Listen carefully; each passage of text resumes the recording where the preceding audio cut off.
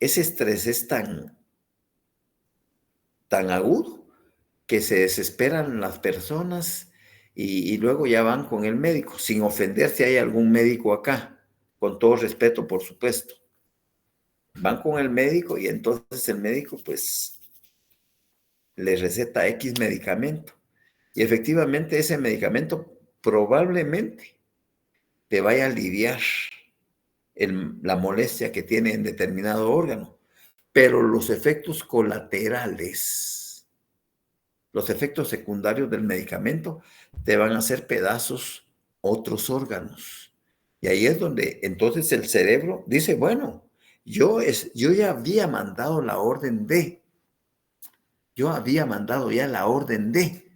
pero te metiste químicos a tu cuerpo, ahí ya no puedo hacer nada. Así que jodete, seguir con tu químico. Y el proceso es que uno se va a morir porque en los Estados Unidos, en una encuesta que le hicieron a 78 oncólogos, les preguntaron de viva voz, mire, si su papá, si su mamá, si su hijo, si su esposa, si su hija, si su hermana, si su hermano, si su tío, es decir, tuviera cáncer, usted recomendaría quimioterapia, radioterapia. De los 78 oncólogos, 76 dijeron no, que no les recomendaría a sus parientes quimioterapia ni radioterapia, químicos. Solo 2 dijeron que sí. Y entonces usted, ¿por qué lo primero que recomienda es quimioterapia, quimios o radioterapia? Y entonces ellos explicaban que adscritos al colegio de médicos, por decirlo así, llamémosle así, ellos tienen que seguir las instrucciones que dictan las farmacéuticas y los grandes laboratorios, porque si no siguen las directrices que dan esas gran multimillonarias empresas de químicos, les quitan el carnet de médico para que puedan seguir ejerciendo. Y entonces eso sucede en todas partes del mundo, en todas partes del mundo. Nosotros somos una máquina perfecta, somos un reloj suizo, somos hechos a imagen y semejanza de Dios, somos cuasi perfectos. O sea, ustedes saben que la Tierra tiene 3/4 partes de agua y una de materia, de tierra. Nuestro organismo es como la Tierra, el planeta Tierra. Nuestro organismo tiene 3/4 partes de agua, nuestro cuerpo, y una de materia, de huesos y carne. Y las 3/4 partes son agua. O sea, nosotros somos naturaleza, somos energía pura. Toda nuestra accionar es proveniente de impulsos eléctricos, ¿ya? De impulsos eléctricos. Salvo aquellos adictos que ya están metidos en la adicción, cualquiera que ésta sea, por mucho tiempo, 20 años, por ejemplo. Entonces, si es el alcoholismo, por ejemplo, después de 20, 25 años de ser un enfermo alcohólico, porque todos somos enfermos alcohólicos después de que probamos una gota de alcohol, ya entramos dentro del mundo del alcoholismo, que nos mantenemos socialmente bien y compartiendo, pero ya entramos dentro del mundo de la enfermedad alcohólica. Y la gran mayoría no reconoce que el alcoholismo es una enfermedad. Ustedes que conocen a alguien que tiene problemas con el licor y le dicen, mire, pero usted es un enfermo alcohólico. No, yo no soy enfermo alcohólico. Yo tomo cuando a mí me da la gana. Yo no le estoy pidiendo a nadie, yo no estoy molestando a nadie. Yo tomo cuando tengo mi dinero. O sea, esa negación. Desde ese momentito ese cuate está mal. Y lo mismo con cualquier adicción, con el sexo, con las drogas, con la comida, con los juegos. Todos somos adictos, porque todos somos adictos. Hay quienes se toman 8 o 10 tazas de café al día, por decir algo. Quienes no pueden, no dejan su pan de manteca con café. Esa es una adicción que tienen, pues. Todos somos adictos, todos. Pero nuestro cerebro, nuestro cerebro, y les cuento esto, sale lo de la Tierra, porque ustedes saben, alguien te recuerda de la tabla periódica de los elementos, cuando estudiaron química, alguien se recuerda de la tabla periódica de los elementos. ¿Ah? Sí, yo sí. Bueno, al día de hoy, ¿cuántos elementos se han descubierto al día de hoy?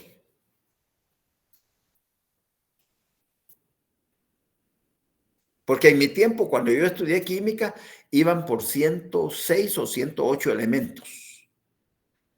Al día de hoy, eso hace ya 52 118, años. dísele. 118 elementos. Sí. Y faltan muchos elementos por descubrir. Pero ustedes saben, a mí, por ejemplo, a mí me encanta ir al mar cada 15 días. Pero desde que pasó ese problema en el kilómetro 44-45, no he podido ir al mar, porque se hace ida y vuelta 6, 8 horas. Entonces ya no disfrutas, ya no disfrutas. Entonces, pero ustedes, Nancy, dime. Pero ya se puede pasarle. Yo antes salía de Guate a las 5 de la mañana y lograba llegar a Escuintla a la 1 de la tarde. Y hoy ya se pasa normal. ¿Así? Sí, ya Bueno, se pues pasa de normal. repente que me voy a animar de aquí a unos 15 días. Ojalá, Sí, ya se pasa normal. ojalá. Bueno, muchas gracias. Pues ustedes, yo cada 15 días me gusta ir al mar, pero no he podido ir desde el problema ese, del socavón. ¿Ustedes saben cuántos elementos tiene el agua del mar?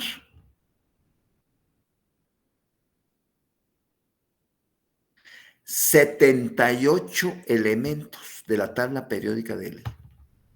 78. Entonces, cada vez que voy, me traigo mis 2 pachas, ¿ya? Me traigo mis 2 pachas plásticas llenas de agua del mar. Sé que hay mucha contaminación y todo, pero a mí me vale. Aquí las vengo a colar y las echo en un frasco de vidrio. La tapo y la dejo en un lugar oscuro de la cocina. Y allá cada 8, cada 10 días, pues saco un medio vaso de agua del mar y le echo 3 o 4 vasos de agua normal, de salvavidas. Y ese día me tomo mi litro de agua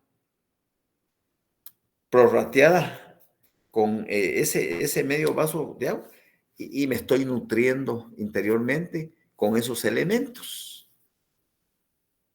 Pero vayámonos un poquito más. Pues eso es del agua al mar, que es una terapia gratis, que todos lo podemos hacer y que está al alcance de todos. No, no de todos, porque hay personas que nunca han conocido el mar. Y los que han ido por primera vez y llegan a la playa, lo primero que dicen, ve qué aguaje, ¿ya? Pero porque sus posibilidades, alguien que vive en lugares recónditos del interior del país, ir al mar es toda una hazaña, pues, es toda una proeza. Pero el agua del mar, inclusive en Nicaragua hay una doctora que cura el cáncer solo con agua de mar. Pero si ustedes tienen, apunten ahí, por favor, apunten ahí. Y cuando tengan chancecito, pues búsquenlo en el Google. En PDF está un libro escrito hace más de 150 años por el doctor John Armstrong, El agua de la vida. El agua de la vida. Apúntenlo. Cuando tengan tiempo, pues tiene solo 128 páginas, tiene 21 capítulos. Y ese doctor es un inglés, John Armstrong, hace más de 150 años que escribió ese libro. Él habla de la orinoterapia. Es decir, una terapia que consiste en que yo puedo beberme mi propia orina. Y él en ese entonces curaba el cáncer, curaba la gangrena, la hipertensión, el eczema, bueno, todas las enfermedades habidas y por haber, con excepción de aquellas fracturas expuestas que te quebras la tibia o el peroné. No, ahí no, porque eso necesita una intervención quirúrgica para que te solden los clavos, te los pongan clavos, etcétera.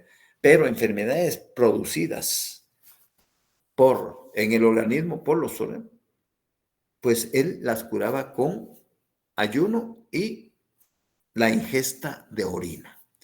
Pero lean el libro despacio, lean el libro despacio, lean el libro despacio, sigan investigando, porque esos libros a las droguerías y a los laboratorios y a las farmacéuticas no les conviene que sean conocidos por el populacho, porque entonces sus ventas se vienen abajo. Y por eso es que por ejemplo, el doctor Hammer, esto ya fue en el siglo pasado, en 1960. 1960 el doctor Hammer descubrió las 5 leyes biológicas. Y esas 5 leyes biológicas responden a la forma como el cerebro regenera, sana, manda la orden para que estemos en buen estado de salud. Pero ¿qué hacemos? Ni siquiera se nos aparece un medio resfriado,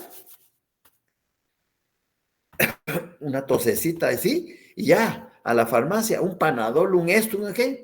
Pero el cerebro ya había dado la orden de regeneración del órgano o de las células que estaban provocando ese malestar, porque el cuerpo necesita, por ejemplo, tienes una diarrea, la diarrea está limpiando todo el aparato, ¿ya?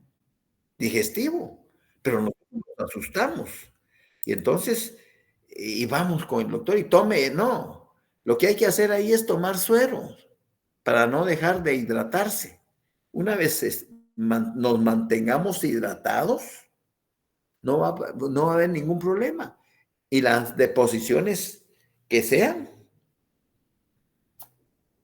al nivelarte con el suero,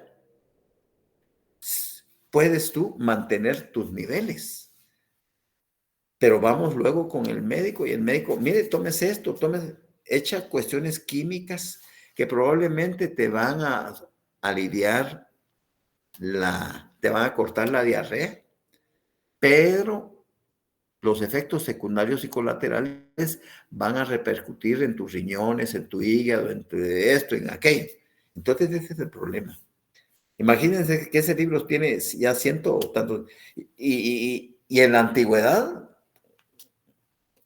así se curaban, pues, con la orinoterapia. Pero el problema es el miedo. El miedo. ¿Cómo hacer eso que yo me tome mis propios orines? No, guácale, no. Es más difícil tomarse un vaso con cerveza que un vaso de orina. Pero eso es cuestión cultural. Ahí se las dejo porque si no sigo hablando y aquí estamos en Diego. Mire, quería hacerle una pregunta, dos preguntas de un laboratorio, del laboratorio 11. ¿Cómo no? Dímelas. Es la pregunta 31 y la pregunta 32. Las ¿De qué diligencias laboratorio? del 11. Del 12. 11 Muy bien. 11. 11. La pregunta, La 31 y la 32. la que... vaya. Las diligencias de exhibición personal no pueden ser sobreseídas. ¿Qué presupuestos procesales deben cumplirse para que esta garantía constitucional sea sobreseída? 32. Las diligencias de exhibición personal no pueden desistirse de ellas siempre y cuando no se observan. ¿Qué presupuestos procesales? Muy bien.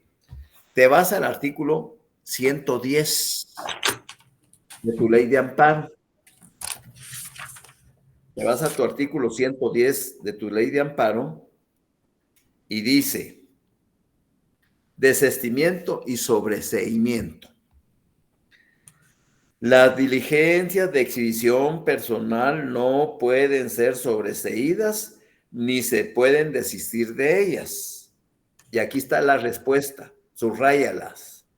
Ajá. Mientras no se localice al detenido, Agraviado. agraviado o desaparecido. Ahí están los Ajá. presupuestos procesales. Yo sí la tenía así, solo tenía dos. La 32 es la misma, ¿verdad?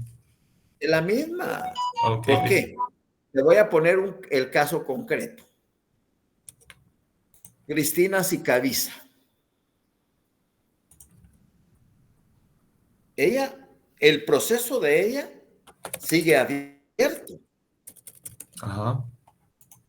Es cierto que el Roberto Barreda, el marido, se presume que murió, ¿ya? Porque eso es lo que nos dieron las noticias, y entonces el abogado de Roberto Barreda presentó una certificación de defunción de Roberto Barreda al juez que está controlando esa investigación, y como ya falleció, el juez sobreselló la causa a favor de la persona fallecida, pero el proceso sigue abierto porque hay otros vinculados y el Ministerio Público, que tiene una fiscalía especial para indagar, ese proceso va a seguir abierto hasta en tanto no se encuentre viva o los restos de Cristina Sicavisa. Así es sencillo. Así de sencillo. Muchas gracias. ¿Ya? Gracias. Entonces, el caso de la señora hondureña gringa que vino a operarse estéticamente ante el expertise del doctor Maluf, ella se dio por desaparecida por un tiempo. Y cabalmente, si no fue la familia, que es, ya este doctor Maluf ya era famoso porque había matado 2 o 3 personas más, pero nadie dijo nada, y con la plata les pagó, y el Ministerio Público ahí se hizo loco y no. Pero aquí vinieron, entró la embajada de los Estados Unidos porque ella era ciudadana estadounidense, y entonces el Ministerio Público se puso las pilas y ahí está el proceso. Quiere decir que encontraron algunos restos, la cabeza no, algunos restos allá por el volcán de Pacaya, en una finca del volcán de Pacaya. No sé si ya dieron a conocer a través del ADN que esos restos encontrados pertenecían a la señora. Eso sí, hasta ahí no te lo puedo decir porque no lo sé, pero otro caso reciente de Y hace unos y años, era ella. sí era ella, ¿verdad? Entonces, en ese caso, pero no han localizado la cabeza, Mm, solo encontraron restos, huesos, pero no la cabeza.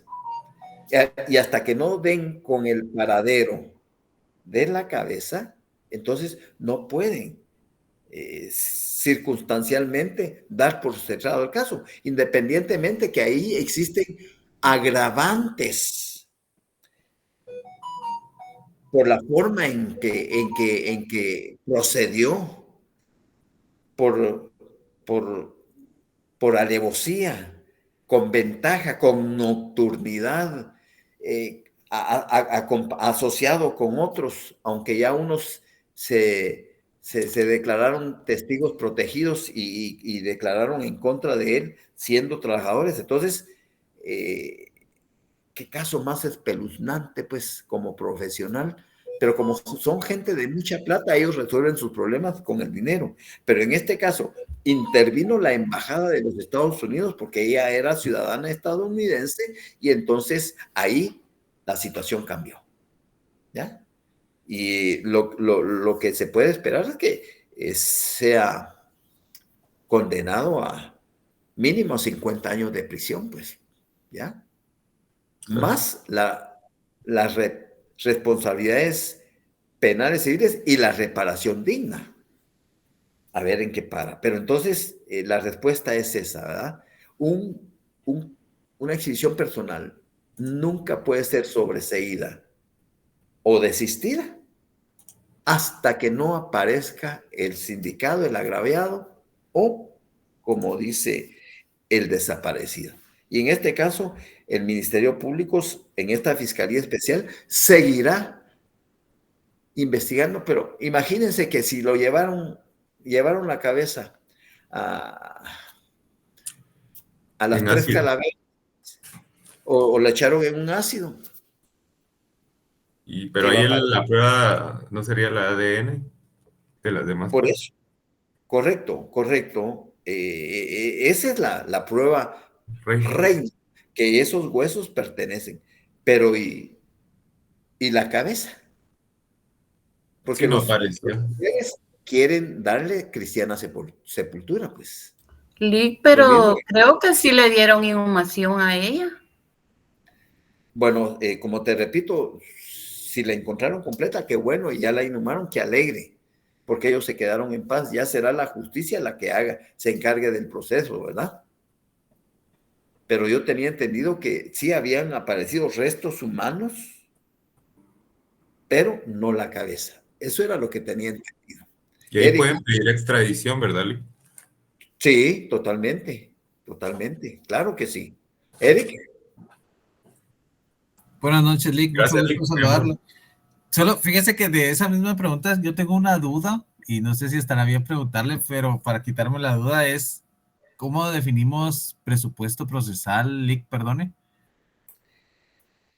eso ustedes lo van a aprender cuando lleven su lógica jurídica en el 5º semestre. Porque toda norma procesal tiene presupuestos con sus consecuencias. Solo te voy a poner a guisa de ejemplo para que me comprendas tu duda. Dice, no sé qué artículo es del Código Penal, el homicidio. Comete homicidio quien diere muerte a otra persona. Al homicida será responsable con la pena de tal. Entonces, ahí, ¿cuál es el presupuesto procesal? Quitarle la vida a otra persona. ¿Y cuál es la consecuencia? Que por haberle quitado la vida a esa persona, será sancionado con prisión de tantos años.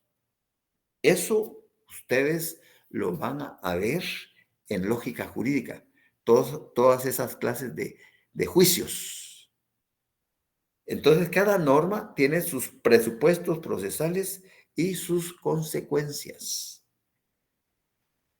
Si hablamos, por ejemplo, hablemos del artículo 12 que ustedes conocen. La defensa de la persona y sus derechos son inviolables. Ese es un presupuesto procesal. Y aquí hay sanción. nadie podrá ser condenado ni privado de sus derechos sin haber sido citado, oído y vencido en proceso legal ante juez o tribunal competente o preestablecido. Presupuesto, consecuencias. ¿Ya? Ninguna persona puede ser juzgada por tribunales especiales o secretos. Ese es presupuesto procesal. Ni por procedimientos que no estén preestablecidos legalmente. O sea, cada norma tiene una serie de presupuestos procesales que en determinado momento, a la hora de que tú estés defendiendo aún tu patrocinado, aún tu cliente, tú tienes que hacer valer los derechos mínimos constitucionales con sus presupuestos procesales y las consecuencias que estos generan. Entonces, yo sé que están en cuarto semestre y que tal vez yo he sido un poquito exigente con ustedes para que vayan más allá. Y siempre no me voy a cansar de decirles, yo no los estoy preparando para su curso de Derecho Procesal, yo los estoy preparando para su vida profesional, para su vida profesional. Porque lo que están aprendiendo, lo están aprendiendo para toda la vida. Lo están entendiendo, lo están interpretando y podrán aplicarlo en su momento oportuno. Pero eso es en cada uno de ustedes, ¿ya? Mi esfuerzo, mi concurso, mi trabajo es tratar de trasladarles los escasos, los pocos conocimientos que tengo para que ustedes sigan retroalimentándose, investigando más y más, porque ustedes al final tendrán que ser mejor que este servidor. Pero eso depende de ustedes. No se conformen con lo que el profesor dice, porque puede ser que el profesor solo pura paja esté dando, ¿ya? No, vayan ustedes más allá. Sean cuestionadores, sean investigadores, porque la profesión de abogado es esa.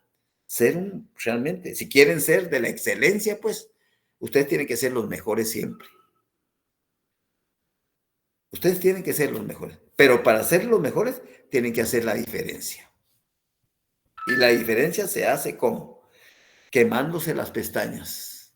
Qué alegre. Guatemala, ahí está mi nieto jugando ahorita. 1, Chiquimulía, 0. Qué bueno, qué bueno. Ojalá que sigan ahí. Entonces,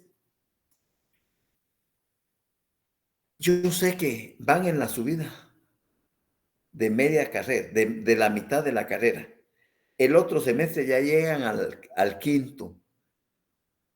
Pero el otro semestre ya no van a ser tratados como niñitos de kinder. Ya no van a ser tratados. Papá. Carlos. Ah, qué bueno, qué bueno. Gracias, mijo. Mi nieto metió el gol, qué bueno. Entonces, ya no van a ser tratados como niñitos. Allá salves el que pueda. Ahí se acordarán de mis palabras. No todos los maestros, no todos los profesores, porque habrán algunos que van a tener esa consideración para con ustedes, pero otros serán intocables. Creen que son los plus ultra, creen que... Y ustedes, la ley, todo está en la ley. Y yo, por eso es que, qué bueno que me hiciste esa pregunta, Eric, porque ya te respondí tu cuestión, ¿verdad? Sí, muchas gracias, licenciado, le agradezco. Pero aprovecho a decirles que en el primer parcial de nuestro curso se evaluaron las hojas del 1 al 6, que comprendieron 185 preguntas, más la primera comprobación de lectura, que son 35 preguntas, lo que hicieron un total de 220 preguntas. En el segundo parcial, que vamos a examinar el 14 de octubre, si Dios lo permite, se evalúan las hojas del 7 al 11, que suman 150 preguntas, más la comprobación de lectura 2, que son 75 preguntas, que hacen un total de 225 preguntas. Y el 18 de noviembre, lunes 18 de noviembre, que vamos a a realizar nuestro examen final, se van a evaluar hojas 12, 13 y 14, que suman 79 preguntas, más las comprobaciones de lectura 3 y 4, la exhibición personal, que tiene 30 preguntas, y los sistemas de justicia constitucional, que tienen 40, en total son 70, en total son 149 preguntas. De esas 149 preguntas voy a sacar 15, que son de alén a punto, son 15 puntotes. Y los otros 15 puntos voy a sacar 8 preguntas del primer parcial y 7 del segundo parcial, o a la inversa, 7 del primer parcial y 8 del segundo parcial. Y ahí sumo los otros 15 puntos.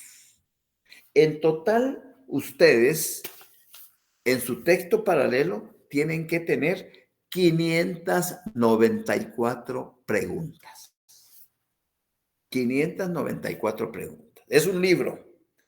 Y si hicieron su texto paralelo de derecho constitucional, son aproximadamente otras 590 preguntas por ahí. O sea que ustedes, señores, tienen un libro así de 1100 preguntas. ¡Qué hermoso! Y cuando estén estudiando su área pública, señores, ustedes con una repasada buena que le den a su texto paralelo y manejen sus leyes, ya no van a tener mucho sufrimiento. Pero eso será responsabilidad de ustedes.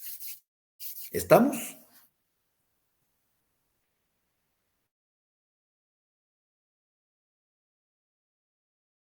Muchas gracias, Lic. Sí, Lic, Muy gracias. bien. Bueno. Lic, ¿en Entrémosle qué entonces juega su nieto? en el AFF Guatemala, en la primera. Ahorita está jugando con Kimula en San Miguel Petapa. Bien, gracias. Él ¿Cómo es se llama? defensa, pero Juan Carlos Solares. Muy bien. Es hijo de uno de mis hijos que llega a ayudar. Uno que tuvo problemas en un accidente y quien perdió el habla y perdió la memoria reciente. Pero aquí está, pero está vivo. Eso es lo maravilloso.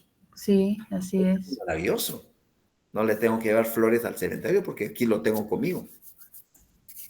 ¿Ya? Sí, Lic, gracias a Dios. Así es. Muy bien. Vamos entonces al punto 6.4. Tengo exactamente 9 minutos, que esto se los voy a reforzar el lunes en vivo y a todo color. Pero quiero dejarles así, picados. Dice el 6.4. Ojalá y todos tengan esas copias. 6.4. Si el titular de un tribunal unipersonal o alguno de los miembros de un tribunal colegiado concurrieren causales de impedimento legal o motivo de excusa, aquí les voy a repasar 2 instituciones que ustedes deben ya de conocer en su teoría del proceso, como son los impedimentos legales, los motivos de excusa y las recusaciones, porque eso debieron ustedes haberlo visto en su teoría del proceso. Deberá, en el primer caso, es decir, en el tribunal unipersonal, dictarse auto razonado con expresión de causa y remitir las actuaciones al de igual categoría más próximo del orden común. Y B, en el segundo caso, se dictará resolución convocando al suplente o los suplentes que corresponda para que estos conozcan del asunto el día en que fue presentado. Y nos menciona el artículo 17 de la Ley de Amparo. Bueno, voy a ir con mis palabras a explicarles ese asunto. Primero me voy a ir al artículo. Saquen su ley de amparo, por favor. Saquen su ley de amparo. Y cabalmente habla de esas instituciones: impedimentos, excusas y recusaciones.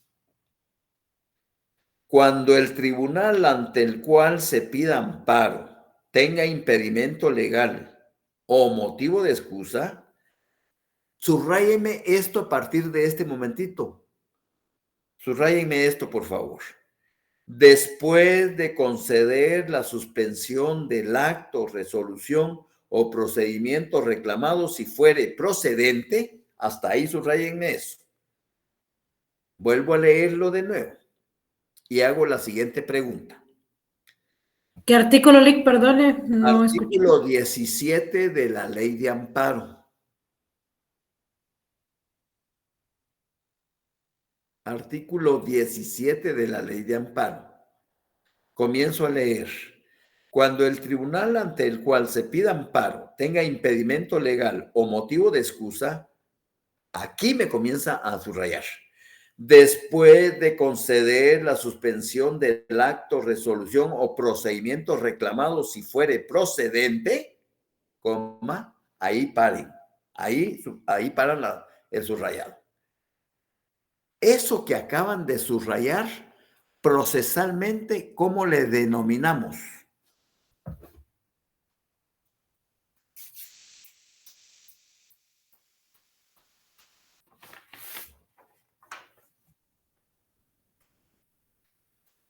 ¿Cómo se llama el artículo, Lic? Impedimentos, excusas y recusaciones. Solo lo que subrayaron, Diego, por favor. Un impedimento, Lic. No, vuelvan a leerlo. Después de conceder las... Ahí está la clave, es que ustedes no saben interpretar. La suspensión. Después de conceder la suspensión del acto, resolución o procedimiento reclamado, si fuere procedente, ¿cómo le denominamos a eso? ¿Y el amparo provisional? Amparo provisional, Erika. Jalen una línea hacia arriba y póngale amparo provisional. Porque eso, después de concederla, cuando ahí está la respuesta, después de conceder la suspensión del acto, de la resolución o del procedimiento reclamado, si fuere procedente, pues están otorgando el amparo provisional, hombre. ¿Estamos? ¿Estamos? Sí, Lic. Bueno, sigamos. Dictará. Ahora me comienzan a subrayar esto.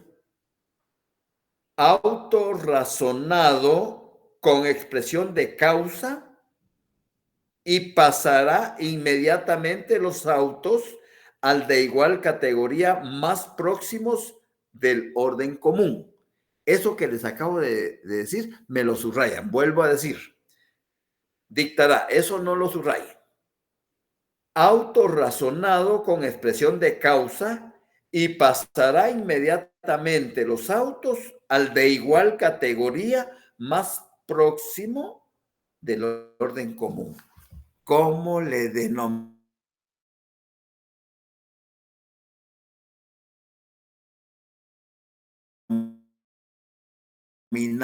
a ese precepto procesal?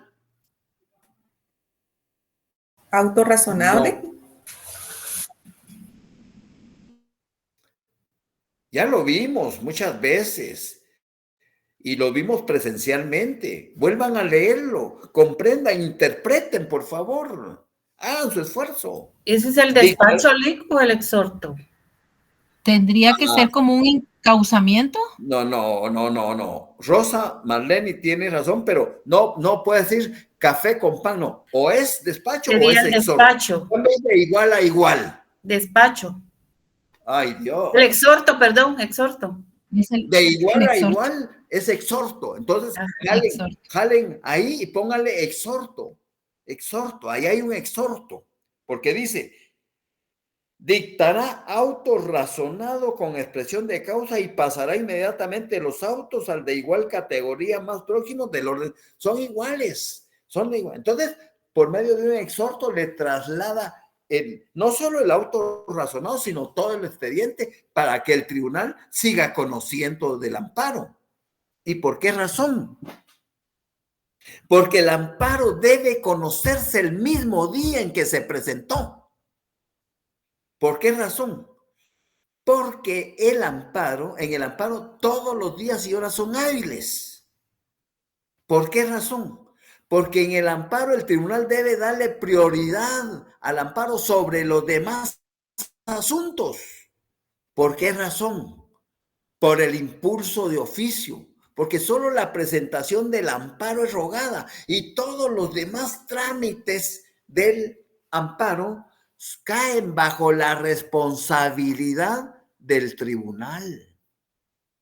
¿Me estoy dando a entender? Sí.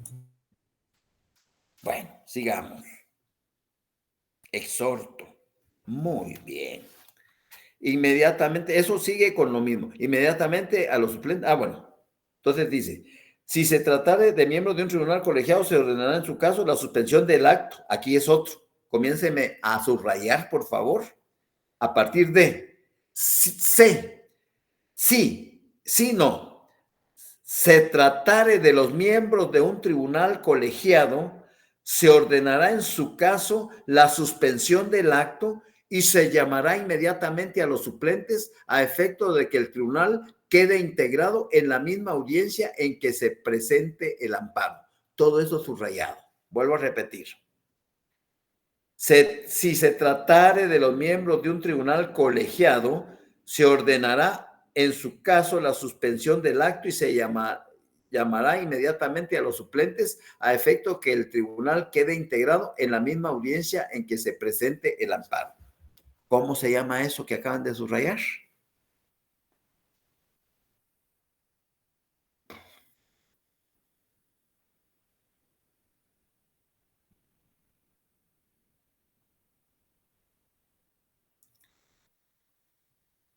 ¿Cómo procesalmente, cómo se llama eso, Luis? Suspensión provisional del amparo. Amparo provisional. Porque ahora es de un tribunal colegiado. Y dice, si se tratara de los miembros de un tribunal colegiado, es decir, de una sala, se ordenará en su caso la suspensión de la... Aquí se ordena imperativamente, otorguen el amparo provisional. Otorguen el amparo provisional. Se ordena en su caso la suspensión del acto. Y se llama inmediatamente a los suplentes a efecto de que el tribunal quede integrado en la misma audiencia en que se presente el amparo. ¿Por qué? Porque el amparo debe de ser conocido en el mismo día en que se presentó a la sala. Y con esto termino, se los voy a seguir explicando el próximo lunes, si Dios nos lo permite. Muchas gracias.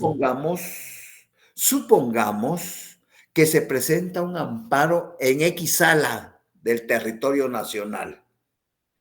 Y cada sala está integrada por 3 magistrados titulares y 2 suplentes.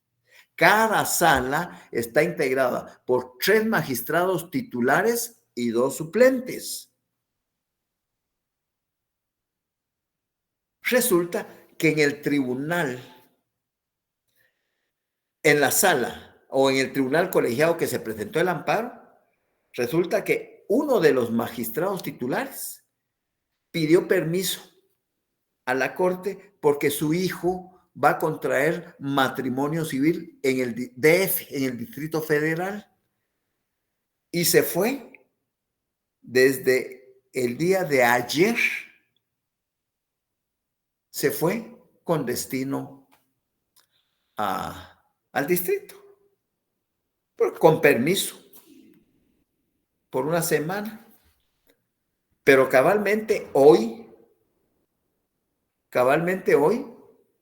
se presentó en esa sala un amparo. Pero el tribunal no estaba integrado por 3 titulares, sino solo por 2 titulares, porque el otro andaba de viaje. Entonces los 2 titulares mandan a llamar a uno de los suplentes para que se integre el tribunal. Y ese suplente se convierte en un titular en este momento, para que conozca ese amparo.